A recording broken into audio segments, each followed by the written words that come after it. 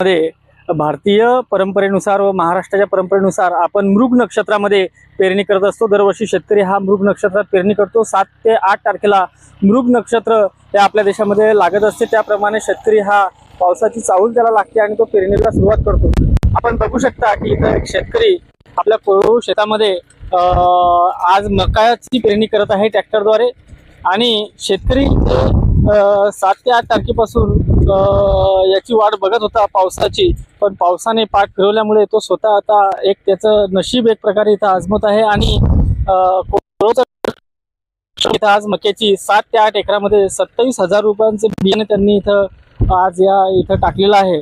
आपण बघू शकता की दरवर्षी मृग नक्षत्र लागलं की पाऊस येतो असं आपली मान्यता आहे, पण 7 ते 8 तारखेपासून मृग नक्षत्राची सुरुवात झालेली आहे।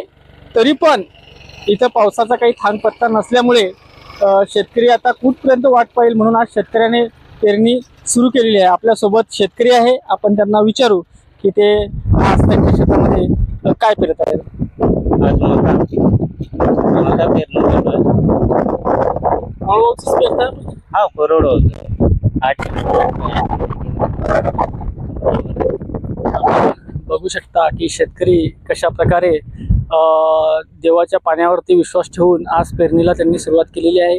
मृग नक्षत्रामध्येच पाऊस येणं गरजेचा होता, पण पावसाने थोडी पाठ फिरवल्यामुळे पाऊस लांबणीवर गेल्यामुळे आज शेतकरी वाट न बघता पेरणी करून ठेवत आहे आणि पाऊस आल्यानंतर पीक उगवेल अशी त्याला आशा आहे। मुक्ताईनगर लाईव्ह, निलेश पाटील।